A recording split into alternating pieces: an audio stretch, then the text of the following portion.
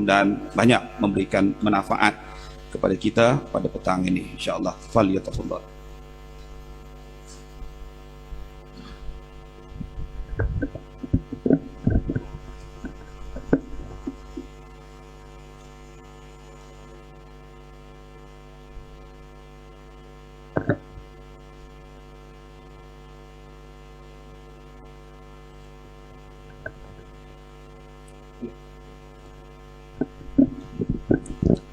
Assalamualaikum warahmatullahi wabarakatuh. Rabbi shrah li sadri wa yassir li amri wahlul 'uqdatam min lisani yafqahu qawli. Yang dimati Tuan Pengerusi Majlis, para asatizah, alim ulama, guru-guru, saudara-saudara dan rakan-rakan yang ada pada hari ini. Terima kasih. Nama saya Muhammad Aswan Nizami alias. Masa ada sejam untuk saya kremkan apa benda yang ada dalam presentation hari ini. Taklimat hari ini yang 3 jam biasanya, sejam setengah kita kremkan jadi 1 jam sebab ada banyak perkara tapi masa tak cukup. Saya harap yang mana adik-adik yang di belakang tu kita boleh rapat ke depan sebab kita pakai ni, kita pakai slide presentation. Dia ada dalam TV tu nanti. Minta tolong technical punya ni tukar ke slide punya ni. Jadi ada banyak benda yang kita nak present ni. Dalam presentation ni dia masalah dia tulisan dia kecil. Dengan TV mungkin tak nampak nanti. Kalau kita boleh rapat kita boleh tengok apa keadaannya. Okey, sebelum tu nama saya Nizam, asal daripada Pulau Pinang. Sebelum ni terlibat dalam gerakan NGO Islam dan 5 tahun kebelakangan ni saya berkhidmat sebagai pengurus R&D di ISIM, termasuk jadi ketua pengarah kepada bahagian kajian strategik di ISIM, Institut Kajian Strategik Islam Malaysia, sebuah institut yang ditutup selepas kerajaan jatuh pada 2018. Ini merupakan satu-satunya agensi Islam daripada 13 agensi. Di pusat dia ada 13 agensi Islam. Agensi saya yang ke-13, IKSIM, ditutup lebih kurang arahan penutupan dia datang seminggu selepas kerajaan jatuh. Tapi alhamdulillah kerajaan yang menjatuhkan tu sekarang ni jatuh kan. Cuma tak tahulah saya nak hidup balik ke tak hidup balik, tak tahu. Dan juga pada Ustaz Alauddin, sahabat saya di ISR, Ustaz Engku sama dengan saya, Ustaz Engku Ahmad Fadil, sama-sama dibuang kerja. Sebab buat kerja-kerja yang kita nak bentangkan ni lah, dibuang kerja. Jadi yang berdepan dengan ustaz-ustaz, para ulama depan saya ni seorang penganggur lah. Penganggur depan ni. Tapi saya sebenarnya bukannya layak duduk depan ni untuk bercakap pada tuan-tuan lah. Saya cuma nak kongsi pengalaman saja, kongsi apa yang berlaku. Sebab masa tak cukup, kita terus ke presentation ni. Nombor 1, pada ketika hari ini, bukan setakat hari ini, dah lama, dekat 50 tahun, 40 tahun, mengikut berita yang dimuatkan dalam sebuah portal internet semalam, mereka mengatakan bahawa British telah buat kerja lebih kurang 40 tahun untuk pastikan kuasa dia bersambung kat sini. Tahun 2018 minta tolong pakai slide je. Tak payah ambil muka saya, tak apa kan? Pakai slide je, terus direct. Okey. Pada tahun 2018, Ketua Perisikan Israel, Danny Yatom, dia mengeluarkan satu kenyataan. Dia mengatakan bahawa Israel tidak boleh membuat kerja-kerja perisikan secara jelas dan aktif di negara Malaysia. Dia kata kerana apa? Kerana jauh daripada tempat dia, dan kalau dia masuk campur kat tempat ni, dia akan timbul macam-macam hal.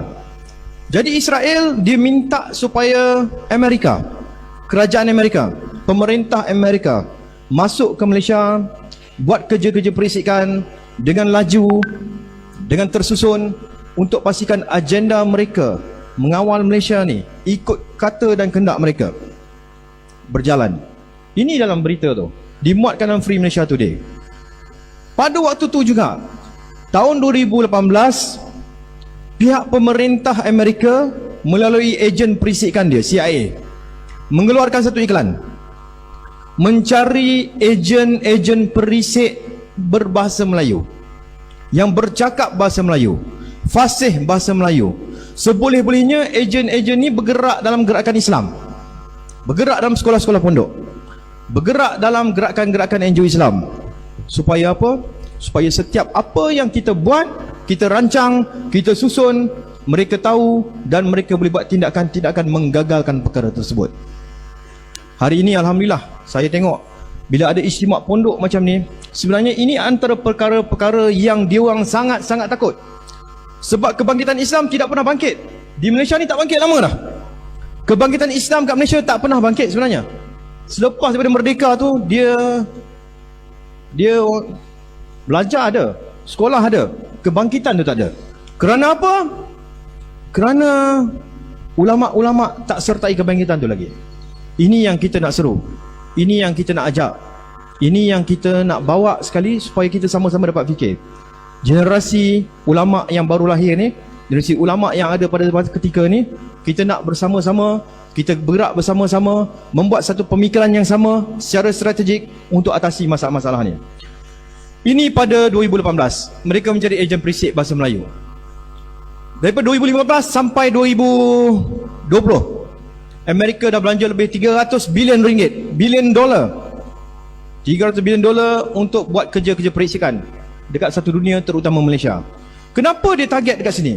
Kenapa dia sasarkan negara Malaysia ni? Kerana pada tahun 2004, pihak tentera udara Amerika mengarahkan satu jabatan strategik dia untuk membuat satu kajian macam mana Amerika nak bergerak di dalam negara-negara Islam, macam mana Amerika nak masuk dalam negara Islam dan mengawal negara tu. Kajian tu dibuat pada 2004, diterbitkan oleh RAND Corporation. Ini kertas kajian dia. Apa dia kata? Tentera udara Amerika bagi arahan buat kajian ni dengan 3 fokus utama. Nombor 1, kenal pasti dekat semua negara Islam yang ada kat dunia ni apa bentuk ideologi dan mazhab-mazhab yang ada kat situ. Selepas tahu apa mazhab yang ada kat situ, apa pegangan yang ada kat situ, kaji rekahan dia. Kumpulan mana yang bergaduh dengan kumpulan mana? Kumpulan A bergaduh dengan kumpulan B. Pastikan kita tahu.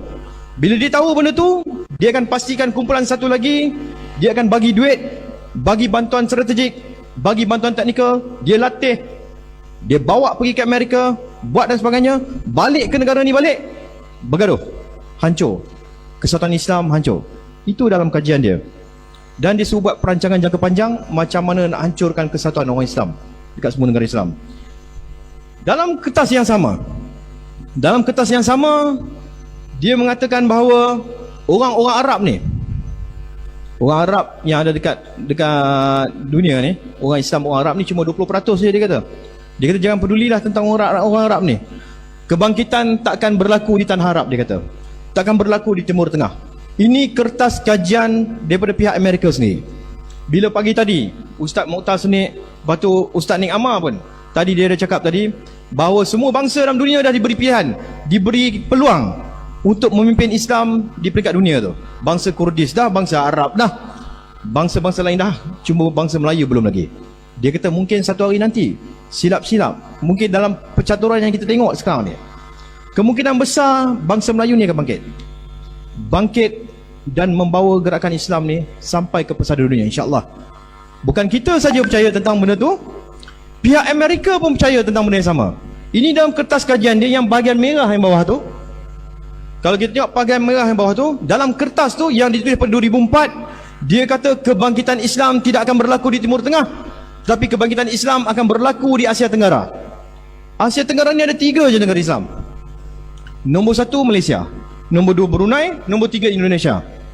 Jadi salah satu daripada negara ni akan terlibat, atau ketiga-tiga ni sekali bergabung membangkitkan semangat Islam, dan Islam akan bangkit dari sini.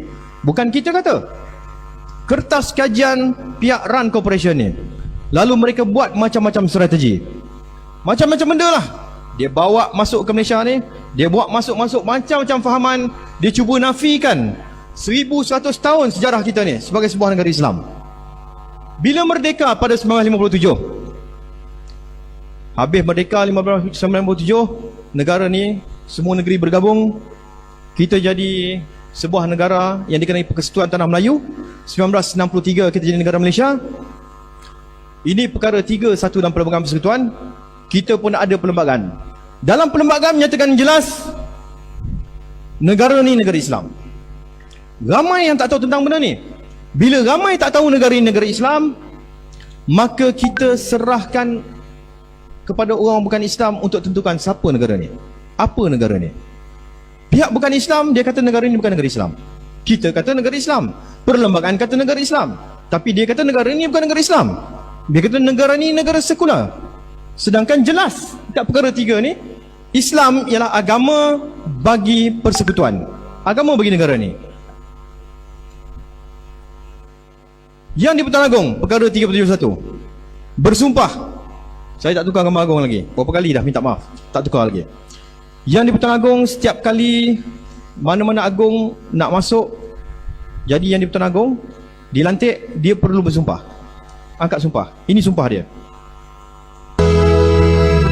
Kami Sultan Muhammad Kelima yang di-Pertuan Agong bagi Malaysia bersumpah dengan melafazkan wallahi wa billahi wa tallahi, dan lagi kami berikrar mengaku dengan sesungguh dan dengan sebenarnya memelihara pada setiap masa agama Islam.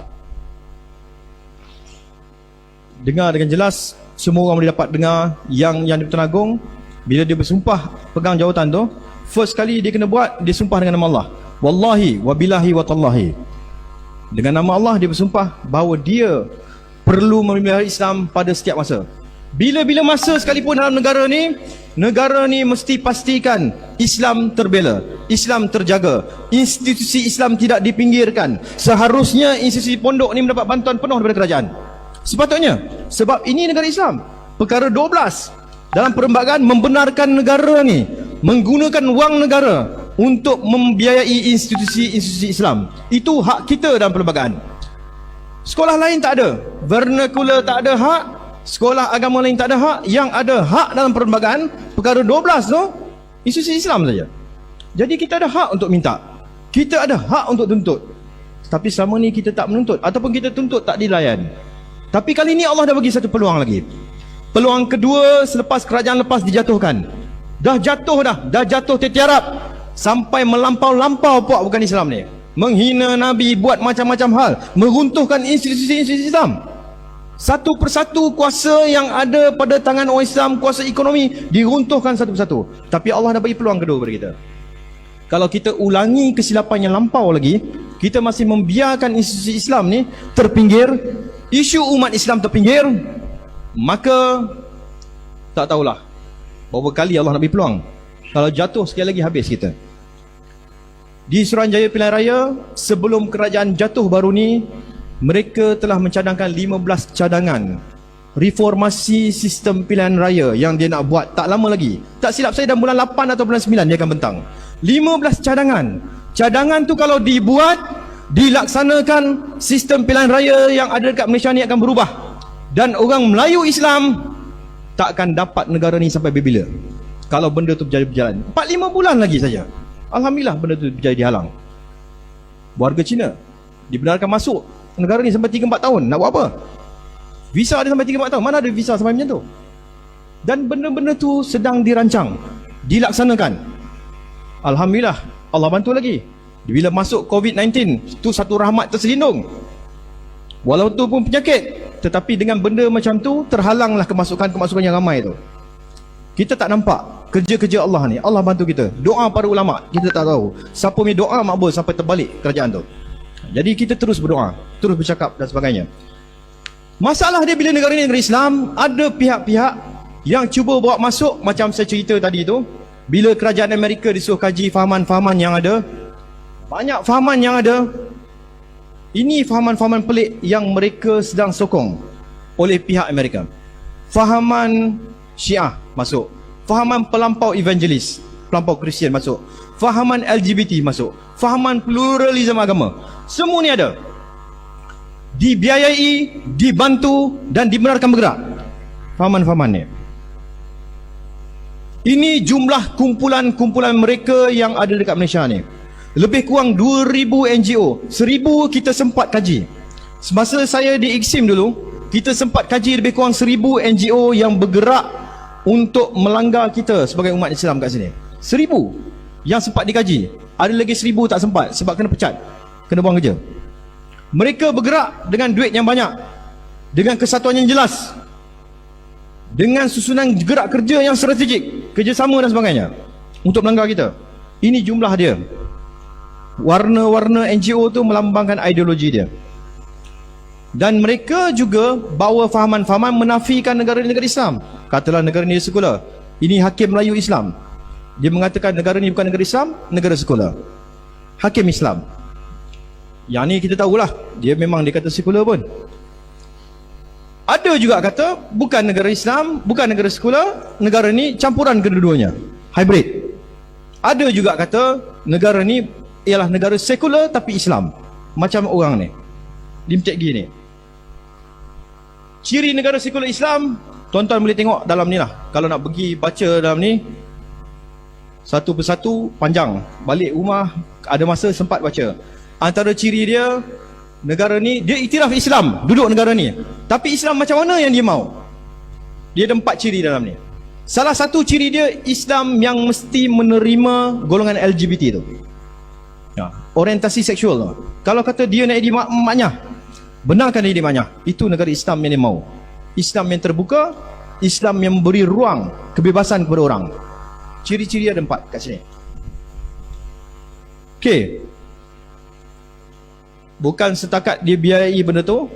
Kumpulan-kumpulan Islam dalam negara ni seperti IRF ni, dia bawa masuk macam-macam fahaman sesat pula dalam Malaysia. Contoh dia yang ni, satu video ni saya nak tunjuk, yang kita pantau, yang dah kita cuba ambil tindakan pada 2017. Seorang tokoh daripada Indonesia bawa masuk ke Malaysia. Kita ada dengar sebelum ni yang kata fahaman Islam berpecah, ada yang bid'ah itulah bid'ah dan sebagainya.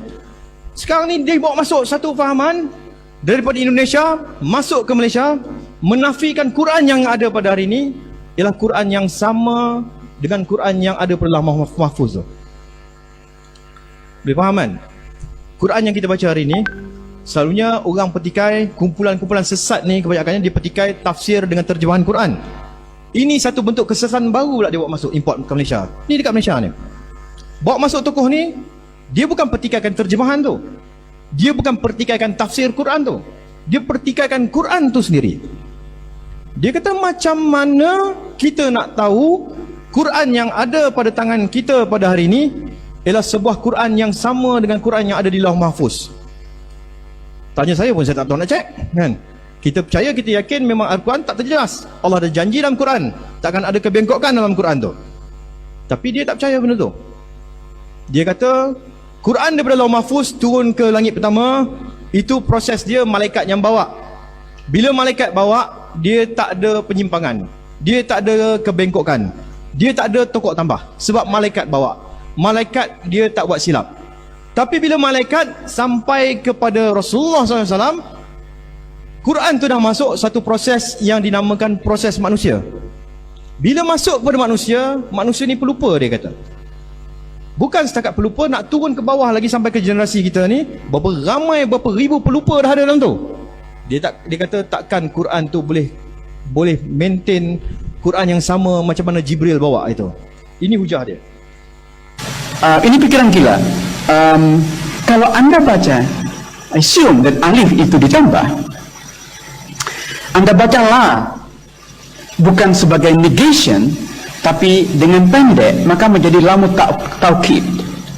Maka ayat ini bisa kita baca seperti begini: Qul ya ayyuhal kafirun la a'budu ma ta'bud. Jadi artinya, wahai orang-orang kafir, saya sebenarnya menyembah yang kamu sembah, dan kamu pun menyembah yang saya sembah, dan kemudian seterusnya. Kendati demikian, kendati kita menyembah Tuhan yang sama, silakan kamu mengimani agamamu dan saya mengimani agama saya.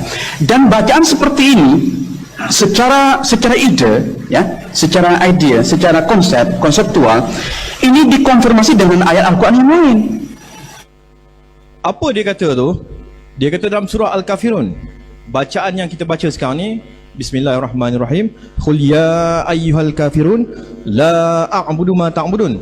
Dia kata la penafian tu, lam alif penafian tu sebenarnya tak ada, dia kata. Alif tu ditambah oleh manusia. Dia kata sepatutnya baca Qul ya ayyuhal kafirun la a'budu ma ta'budun.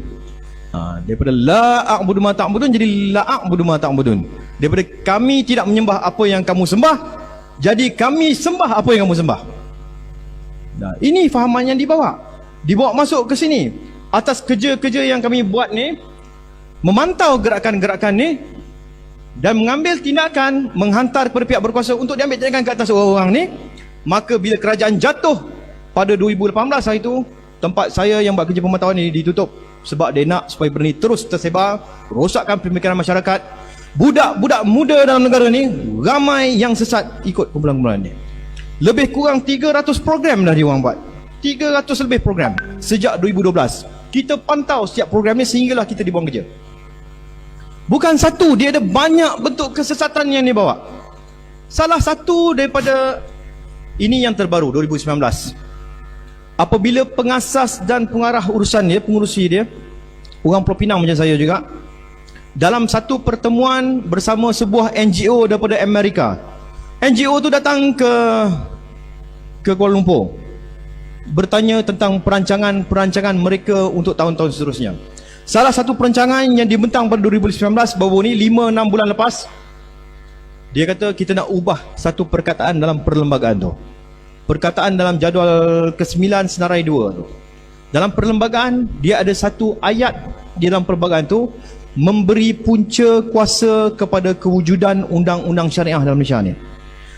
Undang-undang nak wujud dalam Malaysia, dia mesti ada punca kuasa. Punca kuasa tu datang daripada perlembagaan. Punca kuasa kepada undang-undang syariah ada dalam Senarai 2 jadual 9 tu. Di situ ada satu ayat. Dia nak ubah ayat tu. Kalau berjaya ubah ayat tu, ini semasa mereka pegang kerajaan. NGO ni memberi cadangan semasa mereka pegang kerajaan. Kalau ubah ayat tu dalam perlembagaan, secara automatik diluluskan dalam perlembagaan pada waktu tu, dalam parlimen waktu tu, parlimen lulus saja, maka dalam satu saat selepas parlimen luluskan perubahan perkataan tu, seluruh sistem syariah yang ada dalam Malaysia ni runtuh pada ketika itu juga. Jabatan kehakiman syariah runtuh, hakim-hakim syariah runtuh, sistem hukum syariah runtuh. Kita tak payah bercakap tentang undang-undang hudud, kita tak payah bercakap tentang undang-undang Islam, sebab semua tu dah tak ada dah, punca kuasa tu hilang dengan satu saat tu je. Dan ini perancangan yang dibentang. Mereka nak hapuskan terus undang-undang syariah daripada muka bumi ni, muka bumi Malaysia ni. Bukan satu, malah sebelum ni pada 2009 Sister in Islam menulis sepucuk surat kepada Perdana Menteri Malaysia. Pada waktu tu Pak Lah dia gunakan dasar terbuka waktu tu. Masa zaman dia lah banyak benda-benda pelik ni masuk, sebab dia guna dasar terbuka, dengar, bagi pandangan dan sebagainya. Maka datanglah puak-puak ni menulis surat. Menulis surat terbuka. Apa yang dia cakap dalam tu? Hantar kepada Perdana Menteri, mendesak. Dia kata apa? Dalam jangka panjang, saya terjemah tu salah. Dalam jangka panjang, kami mendesak kerajaan untuk melakukan satu proses semakan semula terhadap semua undang-undang syariah yang ada dekat Malaysia ni, dengan pandangan supaya undang-undang ni dicabut satu persatu sehingga tinggal cuma undang-undang sivil saja. Dia ulang sekali lagi kenyataan ni pada 2016 dalam tulisan dia dalam The Star, bulan Januari tak silap saya. Dia ulang, dia kata kalau boleh negara ni nak buat apa saja dalam negara ni, nak buat apa saja polisi dalam negara ni, tolonglah jangan rujuk kepada Islam. Sikit-sikit nak kena rujuk Islam, sikit-sikit nak rujuk Islam tu, Islam ni. Dia kata tak payah rujuk dah. Ini kenyataan yang keluar daripada orang Islam bernama Islam sendiri. Baru-baru ni mereka menyaman kerajaan negeri Selangor. Menyaman, bukan kerajaan negeri Selangor, menyaman MAIS, Majlis Agama Islam Negeri Selangor, atas alasan dia nak saman pasal pentadbiran Islam Negeri Selangor, Mahkamah Persekutuan tu, untuk Seksyen 66 ni, ini pentadbiran Islam Selangor. Ini satu lagi percubaan. Bukan setakat kumpulan tu. Tadi kumpulan wanita Islam, saman kerajaan untuk runtuhkan sistem syariah tu. Ini kumpulan maknyah. Maknyah ni kumpulan Pondai lah sini. Sini sebut Pondai lah. Kalau kampung saya Ponen, Penang, sebut Pondai. Sini sebut Pondai, tak silap saya. Maknyah kan. Okey. Maknyah ni kena tangkap di Negeri Sembilan. Kesalahan dia lelaki, pakai baju perempuan, pakai kebaya lah, pakai baju perempuan tu, pergi ke satu tempat dan mereka kena tangkap. Ikut Undang-Undang Syariah Negeri Sembilan, Seksyen 66 juga. Seksyen 66 Enakmen Jenayah Syariah Negeri Sembilan, siapa saja lelaki yang pakai macam perempuan, dia boleh kena tangkap dan dihukum. Maka maknyah tu kena tangkap. Tak sempat kita hukum dia dalam mahkamah, apa dia buat? Kita tangkap maknyah tu, kita nak pergi charge dia dalam mahkamah. Last kali yang pergi tangkap tu masuk mahkamah. Kita yang tangkap dia, kita kena charge dalam mahkamah. Dia saman kita. Ketua Pendakwa Syar'i Negeri Sembilan diheret masuk mahkamah. Pejabat Agama Negeri Sembilan diheret masuk mahkamah. Kerajaan Negeri Sembilan diheret masuk mahkamah. Kerana apa? Kumpulan maknyah ni saman mereka sebab menghalang mereka pakai baju perempuan tu. Dia kata undang-undang apa ni, dia kata ini undang-undang yang menindas hak asasi dia sebagai manusia untuk pakai pakaian wanita tu. Saman masuk mahkamah tinggi, kita menang. Tapi maknyah-maknyah ni tak puas hati. Dia kata apa? Itu ayat dia, saya baca sebab kecil sangat tu nak baca pun. Dia bantah keputusan hakim tu. Dia kata apa? Kami terkejut dengan keputusan hakim kerana beliau terlalu banyak merujuk teks-teks Islam dalam tu, dan mereka tak puas hati. Dia kata jangan rujuk teks Islam dalam tu, tak mau. Dia pergi merayu dekat mahkamah rayuan. Masa merayu kat mahkamah rayuan tu, mahkamah tinggi kita menang. Pergi mahkamah rayuan, dia menang. Hakim yang buat keputusan tu hakim Islam. Hakim nama tu Hishamuddin Yunus, Muhammad Hishamuddin Yunus yang awal tadi tu. Dia kata apa? Undang-undang Seksyen 66 Enakmen Jenayah Syariah Negeri Sembilan tu ialah sebuah seksyen undang-undang yang tak selari dengan perlembagaan, kerana ia melanggar hak asasi golongan macam ni untuk pakai sebagai wanita. Maka dia bagi kemenangan pada puak-puak tu. Masa dia orang menang tu, itu gambar dekat situ kalau kita tengok, yang menjerit-jerit menang tu semua tu, itu semua maknyah tu, yang perempuan tu. Bukan lelaki tu, bukan perempuan betul, maknyah. Dia menang, dia terkejut. Dia menang, kita pun terkejut. Dua-dua terkejut. Dia terkejut, dia menang, kita terkejut, kita kata. Tapi merayu peringkat Mahkamah Persekutuan, alhamdulillah kita menang balik kes tu. Ini semasa mereka dekat Mahkamah Persekutuan. Kalau tengok dia orang,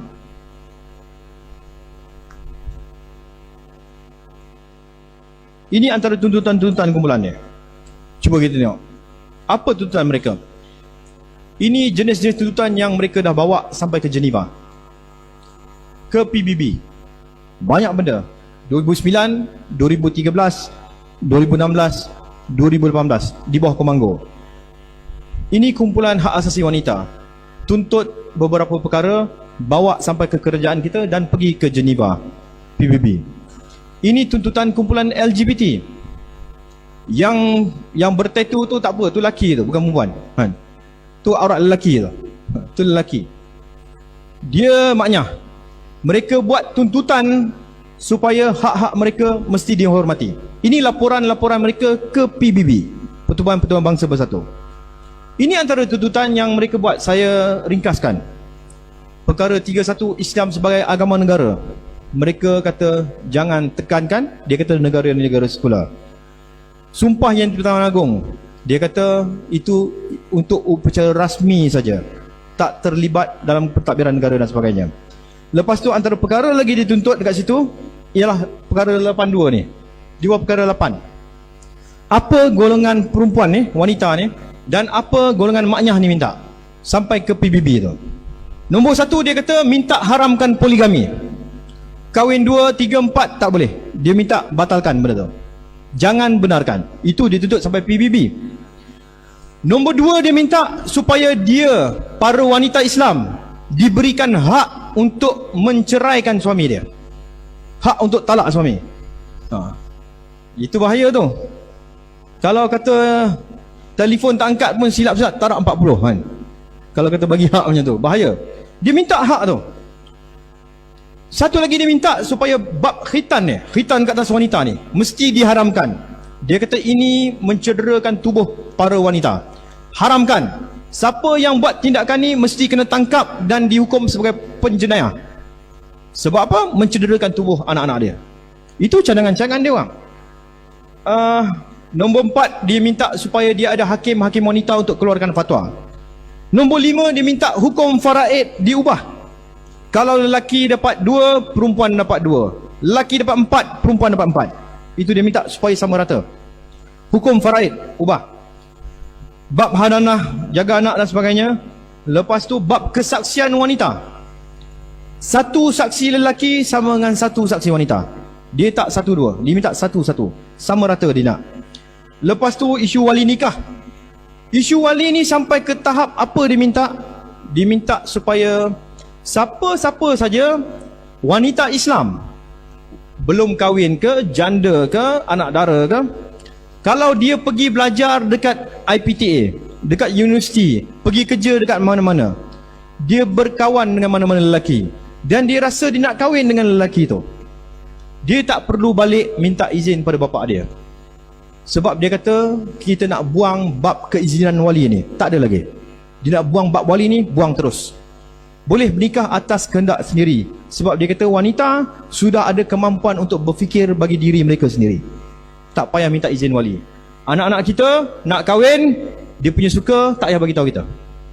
Ini antara benda yang dia orang minta dalam tuntutan tu.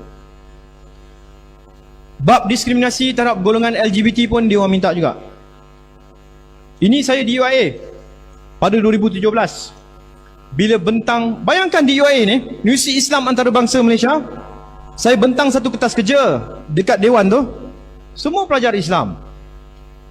Background pelajaran daripada bidang pondok, sekolah agama dan sebagainya. Kertas kerja yang saya bentang di UIA pada hari tu ialah tajuk Gerakan LGBT. Tengah-tengah bentang ada 4 orang ni, budak student UIA juga. Dia kata apa? Dia angkat tangan tengah saya present. Dia kata, Cik Nizam, boleh saya tanya soalan? Saya kata, tanyalah soalan. Budak perempuan yang pakai tudung tu, yang hujung tu, hujung sekali, pakai tudung dalam kotak kuning tu, dia tanya soalan apa? Cik Nizam, apa masalah orang Islam ni dengan LGBT macam kami ni? Boleh faham soalan tu kan? Faham kan? Apa masalah orang Islam dengan golongan LGBT macam kami ni? Saya terkejut dekat situ sebab yang bertanya soalan tu pada saya ialah seorang perempuan student Universiti Islam pakai tudung dalam dewan kuliah tu. Soalan dia macam tu. Bertembunglah dalam tu 4 orang ni. Jadi sesi pembentangan jadi sesi debat pula. Itu tanya ni, itu tanya tu, itu tanya ni, itu tanya tu. 300 orang dalam dewan. Semua background pendidikan agama. Ramai daripada pondok, ramai daripada tahfiz, ramai daripada sekolah agama. Saya buka ruang kepada kumpulan ni, kepada kumpulan student Melayu Islam datang bidang pengajian agama untuk menjawab kumpulan ni. Seorang pun tak berani jawab. Seorang pun tak berani cakap tidak, tak betul, salah, hukum dia macam ni, tak ada. Saya nampak kita dah bermasalah dah kat sini. Sebab yang sepatutnya mempertahankan Islam ialah generasi anak-anak muda yang belajar agama, yang akan keluar tak lama lagi daripada IPT ni. Tapi kalau dia diam, kalau dia senyap, kebenaran ada dengan diri dia, kebenaran itu tak dikeluarkan, maka kebatilan itulah akan menguasai ruang kat luar tu. Dan itulah yang berlaku pada hari ini. Itulah yang berlaku pada hari ini. Semalam saya bawa kereta, saya dengar radio BFM. Salah seorang pada tu ialah salah seorang tokoh, nama dia Dr. Narimah. Dia cerita tentang bagaimana mereka cuba memperkenalkan subjek pendidikan seks dekat sekolah. Dia cerita macam mana seorang Ustaz Jakim tegur dia. Ustaz Jakim tegur dia, dia kata nak buat pendidikan seks boleh dekat sekolah, tetapi saya nak Dr. Narimah masukkan satu perkataan ni. Dia kata perkataan ni bermaksud, dia kata masukkan ayat ni, dan pastikan juga anak-anak kita tidak mendekati zina dalam pendidikan tu. Jangan berzina dan jangan dekati zina. Lepas tu dijawab oleh perempuan ni, dia kata, okey ustaz orang yang pandai. Ustaz nak kata benda ni, tolong ustaz senaraikan kepada saya satu persatu apa bentuk perbuatan mendekati zina atau apa dia. Saya nak ustaz senaraikan satu persatu kepada saya, baru saya nak masukkan. Apakah saya sekarang ni, dia cakap tu, ini dalam interview radio semalam. Dia kata, apakah saya yang tak pakai tudung ni pun mendekati zina juga? Saya nak ustaz jawab benda tu. Bila perempuan ni tanya bertubi-tubi kepada ustaz yang ada tanggungjawab untuk tegur pasukan ni, ustaz tu terkedu, ustaz tu terdiam. Jawapan ustaz tu kata, you ni pandai sangat lah, susah I nak jawab dengan you pandai sangat, tak apalah jadi macam tu. Lalu dilanggar terus, dia nak buat juga benda tu. Sebab apa? Sebab orang kita, orang Islam kita yang pegang amanah untuk menjaga Islam dekat situ, yang sepatutnya jadi medan paling hadapan dan paling belakang tu, tak berani nyatakan pendirian dia dengan tegas, tak berani mengatakan tidak, dan cepat benar mengalah. Itu masalah kita kat luar. Penyakit banyak kat luar sebab kita tak buat kerja. Kita ditindas dalam satu pertemuan yang kita buat. Saksi ada, Ustaz Alauddin ada dekat sini, saksi dia. Dalam berapa grup yang penggerak agama ni, bila kita seru supaya ustaz-ustaz kita bangkit, kita seru supaya golongan agama bangkit, menentang benda-benda macam ni, memperbetulkan benda ni, tiba-tiba ada satu soalan kat belakang pula. Dia kata, kalau kami bangkit, kalau saya bangkit, kalau saya tegur benda ni, tauliah mengajar saya kena tarik macam mana? Itu soalan dia kat saya. Saya kata, malulah. Zaman sahabat Nabi bukan tauliah, dia korbankan diri, dia korbankan nyawa, kena pulau, macam-macam kena pada dia orang. Tak takut apa pun, nyawa hilang pun tak apa. Ini pasal tauliah saja. Pasal kena tarik tauliah, diam. Macam mana kita nak pastikan Islam ni bangkit kalau kata kita diam? Jadi kita kena bersuara. Ini antara perkara-perkara dekat IPTA lah yang berlaku. Di IPTA makin lama makin banyak. Ini di Universiti Sains Islam Malaysia, pengasas kepada sebuah pertubuhan bernama KMU, Komuniti Muslim Universal, membawa fahaman bahawa golongan LGBT itu boleh diamalkan. Pelajar Universiti Sains Islam, dia orang ditubuhkan pada 2015. Pengasas pada kumpulan tu duduk di Amerika, orang Melayu juga perempuan ni. Aniza Noviak ni perempuan Melayu, orang Islam. Dia bawa fahaman Islam yang lain pada kita ni. Dia kata dalam Islam dia ialah Islam yang pentingkan hubungan cinta, kasih sayang dan sebagainya. Nak bercinta macam mana pun kita tak halang dalam Islam saja ni. Lelaki sama lelaki boleh bercinta, perempuan sama perempuan boleh bercinta.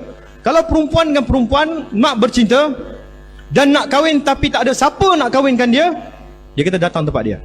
Dia boleh jadi wali nikah, dia boleh jadi tok kadi. Bukan setakat tok kadi, mazhab yang dipegang ni, dia boleh tok imam, tok Bilal, tok Siak, semua dia. Boleh tengok yang bawah tu, gambar yang bawah sekali tu. Bila yang jadi imam tu seorang perempuan, belakang makmum dia seorang lelaki. Ini tokoh pemikir yang dia orang ikut. Aminah Wadud ni bekas pensyarah UIA dulu, kontraknya tak disambung. Bawa fahaman macam ni. Dia boleh jadi imam, perempuan boleh jadi imam, lelaki boleh jadi imam. Lelaki boleh jadi Bilal, perempuan boleh jadi Bilal. Sama rata. Fahaman-fahaman yang sedang dikembangkan. Ini kekuatan jaringan mereka. Mereka bukan secara individu. Mereka ni bukan kecil-kecil anak. Mereka ni dapat support, sokongan daripada pihak-pihak luar negeri. Presiden Amerika ketika turun ke Malaysia pada 2014, Presiden Obama, lepas jumpa menteri kita, lepas jumpa orang-orang bisnes kita, dia buat pertemuan dengan kumpulan-kumpulan ni. Boleh tengok seorang-seorang kat situ, orang-orang yang sama. Termasuk yang mencadangkan supaya hukum syariah itu dihapuskan. Termasuk padri yang menyaman kerajaan untuk benarkan orang Kristian guna kalimah Allah untuk rujuk Tuhan anak bapa dia tu. Termasuk golongan yang kata golongan LGBT ni boleh diamalkan. Ini 2014. 2015 Presiden Amerika turun ke Malaysia lagi, jumpa dengan orang-orang yang lebih kurang sama.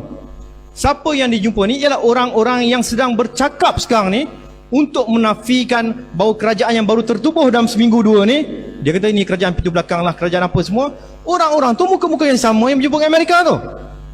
Di situ. Ini pertemuan mereka dengan Presiden Obama. Di bawah tu boleh nampak. Ini semua muka-muka orang yang sedang bersuara pada minggu ni. Kata kami akan memastikan bahawa kerajaan ini tak akan kekal. Kerajaan yang dibuat ni kerajaan tak sah, tidak bermoral dan sebagainya. Semua tu ayat keluar daripada orang-orang ni. Orang-orang yang telah bekerjasama dengan pihak-pihak Amerika, yang mendapat dana daripada pihak-pihak mereka untuk pastikan kuasa tu dipegang oleh boneka-boneka mereka dekat sini. Ini dia orang. Termasuk yang tengah ni, Presiden Persatuan Maknyah Malaysia. Dalam bulat tu, Presiden Persatuan Maknyah tu lah, Justice for Sisters. Kenapa dia sampai Presiden Amerika nak jumpa dia? Sebab dia ada kekuatan. Melalui statement, kenyataan yang dibuat, jumlah maknyah dekat Malaysia ni, kenyataan yang dibuat 70,000 orang. Maknyah saja 70,000. 70% daripada 70,000 maknyah ni ialah maknyah berbangsa Melayu. Berpuluh ribu maknyah Melayu ni. Ini semasa dia dapat anugerah oleh Setiausaha Negara Amerika John Kerry 2016. Anugerah Wanita dengan Keberanian 2016. Bukan wanita pun. Amerika buat satu hari yang dinamakan sebagai Hari Nisyayub. Kita ni ada hari raya, hari kebangsaan. Di Amerika ada Hari Nisyayub. Sambut dia, angkat dia, lambung dia sampai tahap macam tu. Bagi award, bagi anugerah dan sebagainya kepada dia. Ini pun dapat anugerah. Semua orang kenal dia. Ini pun dapat anugerah. Sistem Islam, kerajaan Perancis bagi anugerah pada dia. Tadi kerajaan Amerika bagi anugerah. Ini kerajaan Amerika bagi anugerah pada Amiga. Ini United Nation, PBB bagi anugerah pada dia. Anugerah demi anugerah ni diberi ialah supaya komuniti antarabangsa menyokong dia orang ni. Kalau jadi apa-apa pada dia, kerajaan ambil tindakan ke atas dia, kerajaan tangkap dia di atas undang-undang sedia ada, maka tekanan-tekanan antarabangsa akan dihalakan kepada negara ni. Siapa yang nak backup negara ni? Siapa yang nak bantu bersuara untuk negara kalau kata bukan kita? Kita nak buat benda yang baik. Bila buat benda baik menghalang benda-benda buruk, maka kita kena tindakan dan tekanan daripada puak-puak ni. Cynthia Gabriel, dia kata nak panggil saya ni agensi air pun tak apa. Award lagi, anugerah lagi, dapat anugerah lagi. Masalah dia sekarang itu generasi lepas. Generasi liberal lepas tu, mereka ni dia bukan background agama kebanyakannya, background pendidikan sekular. Tapi pelapis-pelapis dia yang sedang disediakan pada ketika ni, mereka datang daripada kumpulan-kumpulan yang berasal daripada sekolah-sekolah pondok, sekolah agama, sekolah tahfiz dan sebagainya. Kerana apa? Kerana mereka tahu bahawa masa depan nanti budak sekolah pondok ramai. Jadi nak berhadapan dengan sekolah-sekolah pondok ni yang ada ilmu-ilmu agama yang cukup kuat ni, maka dia mesti ada ketumbukan yang sama kuat datang dari sekolah agama juga. Itu jadinya kepada ramai budak-budak kita sekarang ni, ada yang murtad, ada yang ikut kumpulan liberal, ada ikut kumpulan sesat. Banyak dari mereka hafaz Quran sampai 30 juzuk pun ada. Contoh dia dekat sini, budak ni hafal Quran 30 juzuk. Seorang hufaz bergerak dengan NGO yang nak meruntuhkan undang-undang Islam tadi tu. Ini Muhammad Badrul Nizam, Muhammad Redha, bekas pelajar sekolah agama, sekolah Izzuddin Shah di negeri Perak, murtad masuk Kristian jadi padri.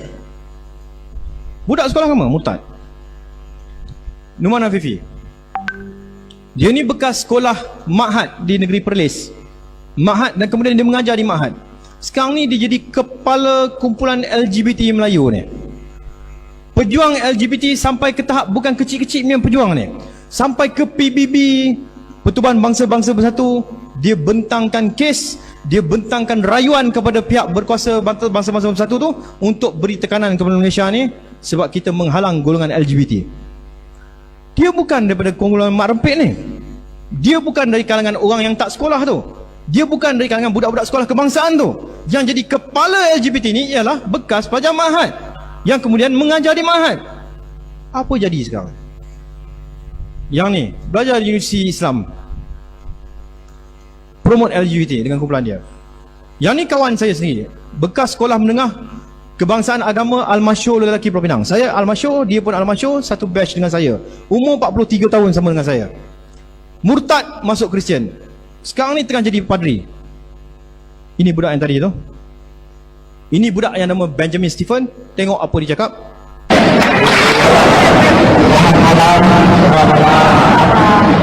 Assalamualaikum.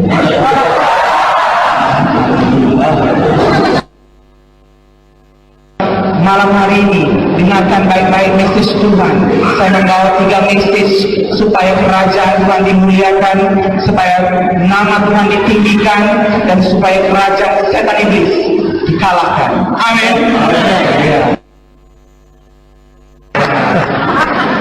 Jadi saya dari suku M, suku yang paling sensitif, ya. Dan sekarang puji Tuhan, tiada yang mustahil bagi tangan Tuhan. Orang M juga mampu dipanggil Tuhan. Dan sekarang puji Tuhan, di Johor saja lebih daripada atau hampir kepada 10.000 jiwa M sudah diselamatkan.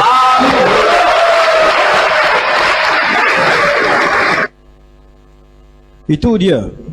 Dia mengatakan benda tu, dia bercakap di sebuah gereja di Sarawak. Cakap dia macam Indonesia, tapi dia budak Perak. Dia bekas pelajar sekolah Izzuddin Shah tu. Murtad masuk Kristian jadi padri. Ini kawan saya sendiri. Murtad berkahwin dengan isteri dia murtad dulu. Kemudian isteri dia ajak dia murtad, dia tak mau murtad lagi. Bincang punya bincang, sebab isteri dia ugut, pisah. Berpisah. Kalau kata tak mau ikut dia, berpisah. Last kali dia ambil satu keputusan, dia dengan 5 orang anak dia murtadkan 5 anak dia. Dengan dia sekali murtad, dengan bini dia murtad, 7 orang serang dekat Australia. Murtad masuk Kristian.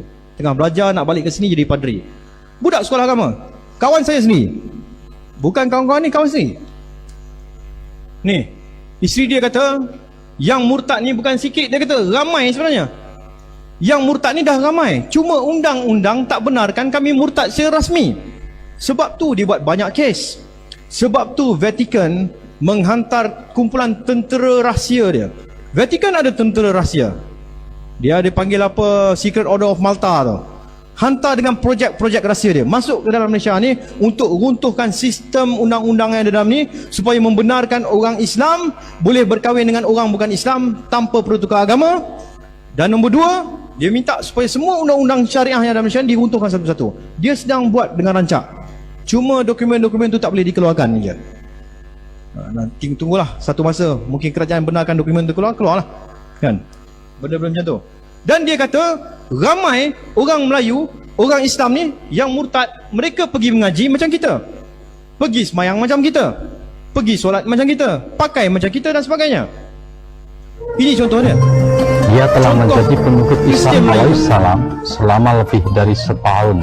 Setelah keputusannya untuk mengikuti Isa al-Masih, keluarga dan teman-temannya memperhatikan bahwa Ahmad telah menjadi orang baik. Dia menjadi seseorang yang lebih mengasihi dan bertanggung jawab, dan lebih setia berdoa, dan menceritakan imannya dalam Al-Masih kepada istri bersama anaknya. Mereka berkumpul bersama sebagai keluarga untuk belajar kitab suci Injil dan berdoa. Seperti Ahmad, banyak dari mereka memulainya dengan kumpulan keluarga bersama-sama istri dan anak-anak, bahkan sahabat-sahabatnya. Gaya dia gaya orang Islam. Cara dia mengaji macam mengaji orang Islam. Pakai dia macam orang Islam. Dia amin doa pun macam orang Islam, tapi dalam hati dia sembah Jesus Christ. Dia tak sembah Islam. Kumpulan ni ramai. Dekat Malaysia ni ramai. Tahun 1989 satu kumpulan kena tangkap. Kerajaan keluar kertas putih cerita tentang perjalanan kumpulan ni. Kertas putih tu tajuk dia saya tak ingat. Kertas tahun 1988 tu. Kerajaan keluarkan bentang nama dia, Joshua Jamaluddin. 2-3 orang. Mereka buat kerja-kerja mendakyah Kristian tu kat rumah. Pakai macam kita, macam ustaz, ajar macam ajar mengaji, buat usrah kat rumah, orang datang ajar Kristian, masuk Kristian ramai. Kena tangkap kumpulan tu. Dan kumpulan tu bukan sikit, ramai. Ini antara padri-padri Melayu yang memurtadkan budak Melayu. Setiap kali dia murtadkan budak Melayu, dia masuk dalam Facebook dia. Hari ni dia murtadkan ni, budak ni bekas kelasi kapal. Murtad masuk rumah dia, murtad sebab kahwin dengan kawan dengan seorang perempuan Kristian dia. Lepas tu dia murtadkan budak ni lagi, masuk dalam Facebook dia. Murtadkan budak ni sebab dia sakit kaki, pergi rumah Joshua Helmi ni, Joshua tu doa, kaki dia sembuh. Doa orang macam ni dia cepat makbul. Sebab ni istidraj je, dia punya dia. Dan kaki sembuh je murtad budak ni. Dah boleh berjalan. Padri ni hilang, dengan isteri dia hilang, tak tahu ke mana. Wallahu alam, apa jadi pun tak tahu. Jadi kes besar ni. Ini antara aktiviti dia orang. Bila tadi Benjamin Stephen, dia kata dekat Johor tadi murtad. Ini salah satu program kat Johor yang dia orang cuba buat.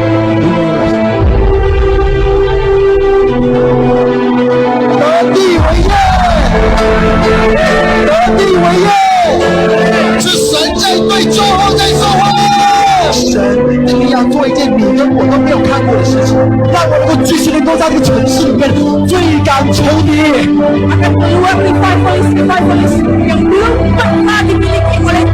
I'm waking up the giant of Asia, Malaysian church.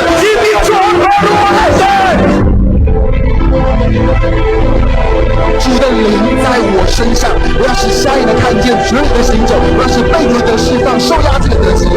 Healings and deliverances are definitely going to occur when we pray in Jesus' name. 是的，主啊，多少人你相信？Jehovah Jesus, Jehovah Jesus,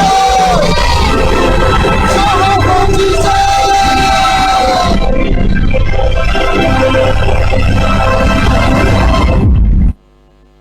Itu acara yang dia buat di Johor 2015. Tak berjaya buat sebab kita dapat tahu awal. Bayangkan acara tu, tajuk acara tu dia nak buat satu perhimpunan besar-besaran kumpulan Kristian di tengah-tengah Johor Bahru. Berpuluh ribu orang akan berkumpul. Tajuk himpunan saja pun dah menghasut. Tajuk himpunan dia apa? Take possession of the land. Rampas negeri tu. Tajuk dia rampas negeri tu. Allow me to chase away the enemy from the city. Dia kata ucapan-ucapan dalam video tu. Izinkan aku untuk halau keluar semua musuh-musuh kita daripada pekan ni. Siapa yang dia nak keluar ni? Buatlah acara lain. Kenapa nak buat acara dengan sebut benda-benda macam ni? Kemudian yang kat hujung video tadi tu dia menjerit-jerit, Joe for Jesus, Joe for Jesus, Joe for Jesus. Kalau dia sebut Kelantan untuk Jesus, setuju ke? Tentu kita tak setuju. Dan itu yang dia orang buat. Dan kita berjaya halang. Masa tu saya punya tim nasib baiklah. Tim saya tak balik raya lagi time tu, ni bulan puasa. Kita duduk, saya tulis satu laporan, hantar ke Istana Johor petang tu juga. Alhamdulillah Istana Johor respon dengan cepat. Dalam tempoh 4 jam dah respon. Tengku Mahkota Johor, dia bagi amaran. Dia kata kepada kumpulan yang duduk daripada luar Johor ni, jangan buat kacau dalam negeri Johor. Alhamdulillah, kita ucap terima kasih lah kepada Istana Johor yang sangat cepat dan sangat pantas. Tapi kumpulan ni dia punya cerdik dia tak buat tempat terbuka, dia pergi buat tempat tertutup pula. Dan dia orang ni tak pernah berhenti, tak pernah stop sampai hari ni. Ini dia gunakan tekanan-tekanan antarabangsa. Dia bawa pergi ke peringkat antarabangsa, minta kumpulan-kumpulan Kristian dunia, banyak pertubuhan Kristian mendesak PBB tekan negara ni supaya beri hak untuk orang-orang Melayu yang masuk Kristian dapat murtad dan sebagainya. Ini mereka dekat PBB. This whole statement is delivered on behalf of ADF International, the World Evangelical Alliance, and the Ethics and Religious Liberty Commission of the Southern Baptist Convention.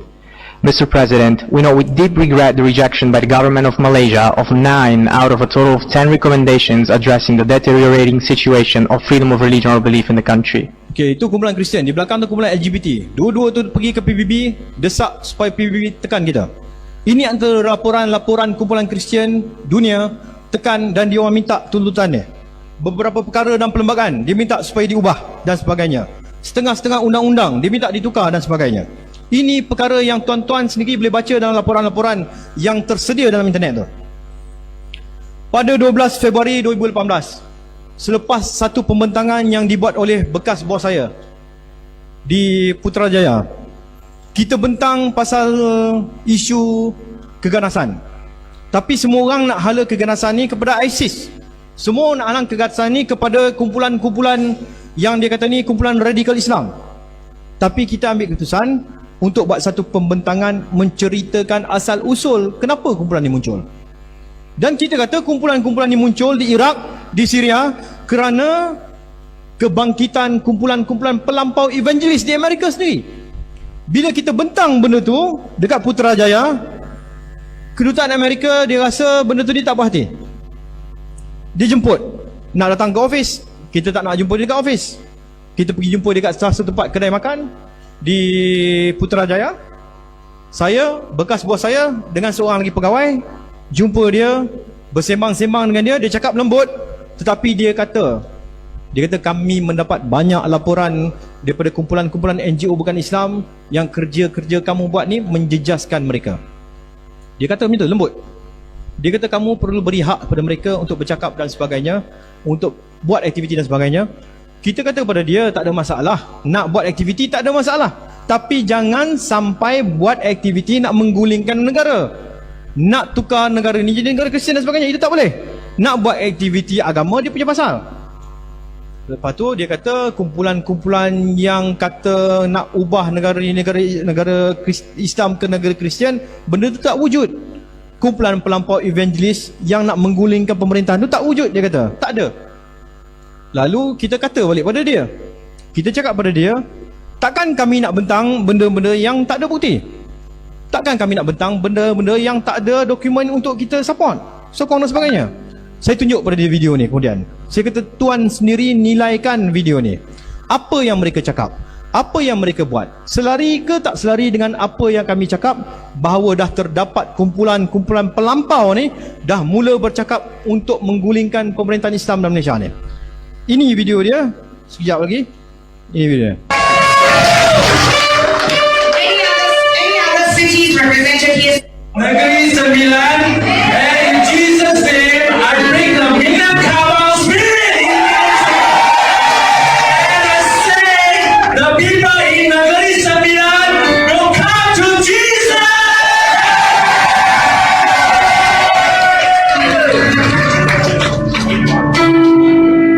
I need your hands. We raise our hands. Because when we raise our hand, we're going to win the war. The war has started. And now I represent Johor. Johor is joining the army of God. And Johor is going to rise up. And we're going to fight. And we're going to win. In the name of Jesus. And everybody is going to join. And Jesus is our King, our Lord. And we're going to fight until the end. Until Malaysia, we win. We win over the enemy.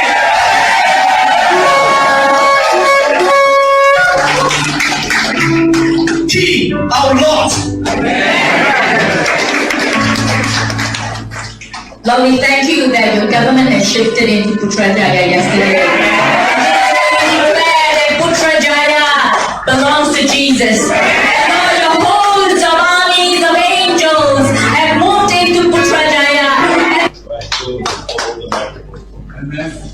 We say together, in the name of Jesus, the King of Kings and Lord of Lords, the government of Malaysia shifts now!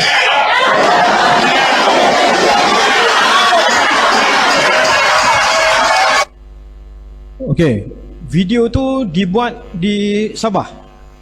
Mereka kumpulan-kumpulan daripada negeri-negeri, daripada Pulau Pinang, daripada Johor, daripada Negeri Sembilan. Kumpulan-kumpulan negeri ini berkumpul untuk buat satu upacara angkat sumpah. Bai'ah dengan ketua dia.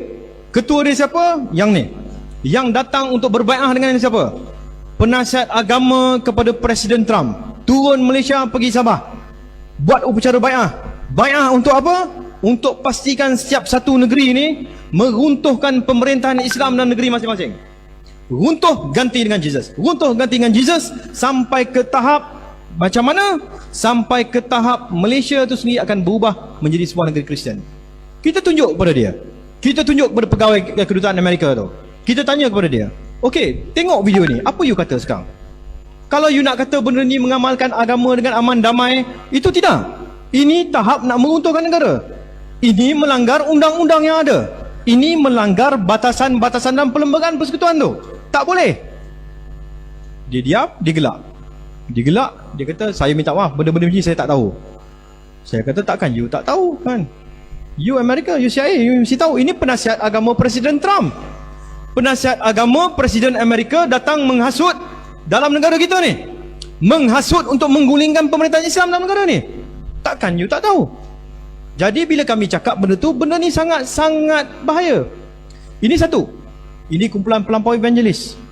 Ada banyak kumpulan lagi yang tengah bergerak. Sasaran dia tahun 2030 Malaysia ni akan menjadi sebuah republik sekular tak lama lagi. Kita dah buat macam-macam benda. Kita dah pergi jumpa polis. Kita dah bentang kepada pasukan perisikan tentera. Kita dah bentang kepada MEIO, Perisikan Malaysia tu. Kita dah bentang kepada menteri. Kita dah bentang kepada menteri kabinet. Kita dah bentang kepada agensi-agensi strategik. Laporan-laporan polis kita dah buat semuanya. Tetapi pada waktu tu, dalam kerajaan lepas yang jatuh sebelum ni, tindakan tak diambil. Kerana apa? Alasan yang selalu diberikan kepada kita pada waktu tu ialah sabar sekejap, tunggu sekejap, pilihan raya dah dekat, tak boleh nak buat benda ni, nanti orang Kristian marah, nanti puak-puak liberal ni marah, orang tak mau undi kita dan sebagainya. Jatuh negara. Ni Allah dah bagi peluang kedua. Allah dah bagi peluang kedua, takkan kita nak buat silap yang sama lagi. Jadi kita kena susun betul-betul. Tapi masalahnya pula dengan golongan-golongan politik ni ialah mereka ni bergerak di atas undi. Mereka ni bergerak di atas suara rakyat yang ramai.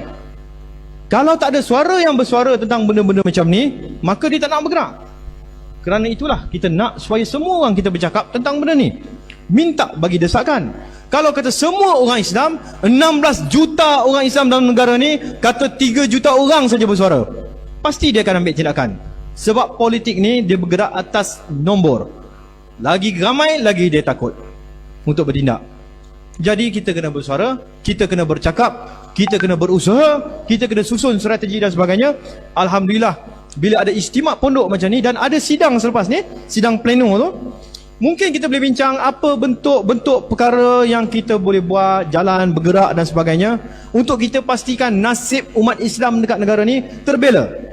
Nasib golongan-golongan orang Islam, golongan pondok, golongan pelajar-pelajar pondok akan dibentuk sebagai satu kuasa yang menjadi kuasa pendesak, supaya undang-undang dihormati, supaya perlembagaan tu tak ada orang langgar.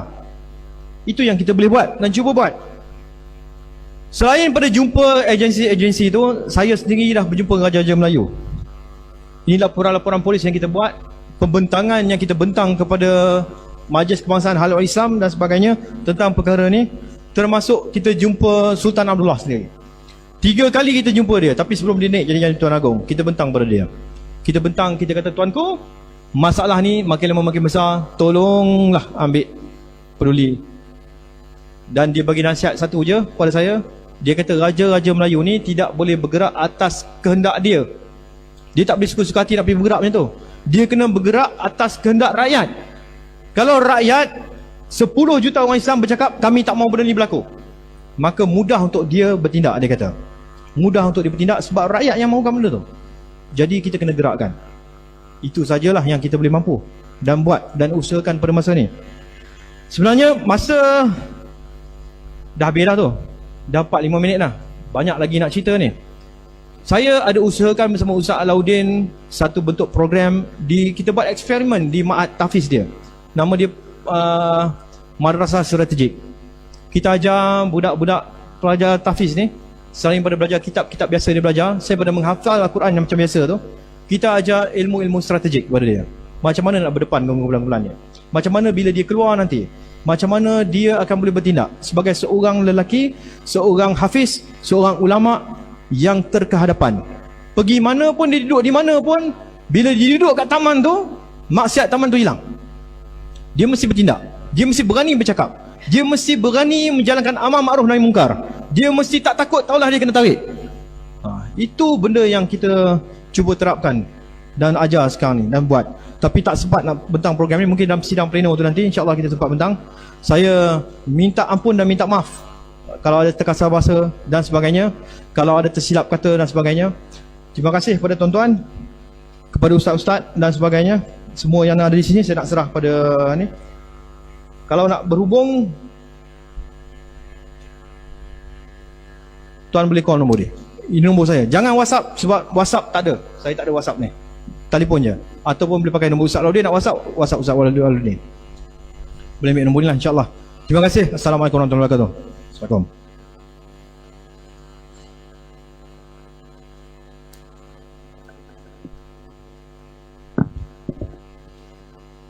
Jadi alhamdulillah, terima kasih kita ucapkan kepada yang berbahagia kita sebut Ustaz Muhammad Aswanizam bin Alias yang telah pun berkongsi dengan kita tentang perkara-perkara yang berlaku pada hari ini, yang mana alhamdulillah kita bersyukur kepada Allah SWT, mereka tidak dapat meneruskan kerajaan mereka, dan kerajaan mereka diruntuhkan sendiri oleh kerajaan mereka, ketua mereka, dan mereka dapat bertapak hanya 21 bulan. Jadi jangan kita menganggap perkara ini satu perkara yang remeh bagi kita, kerana serangan-serangan ini dilakukan begitu tersusun. Sebagaimana yang kita telah dengar ucapan pada awal tadi berkenaan dengan sejarah di tanah Melayu, yang mana kita ini setelah jatuhnya kerajaan Empire Kesultanan Melayu Melaka pada tahun 1511, sehinggalah kita merdeka pada tahun 1957, maka kita telah dijajah selama 446 tahun. Ya, 446 tahun kita pernah dijajah oleh Portugis, pernah dijajah oleh Belanda, lebih kurang Portugis dan Belanda 130 tahun. Kita pernah dijajah oleh kerajaan British, dan kita pernah dijajah oleh kerajaan Siam selama 88 tahun, dan kita pernah dijajah oleh kerajaan Jepun selama 3 tahun, dan kita juga pernah dijajah selama 14 hari oleh Parti Komunis Melaya, sehinggalah kita merdeka pada tahun 1957. Dan kita melihatlah perkembangan-perkembangan itu berlaku, dan alhamdulillah kita bersyukur kepada Allah SWT. Dan arti kata pada hari ini, dulu kita sebagai pembangkang, tetapi pada hari ini kita sebahagian daripada kerajaan.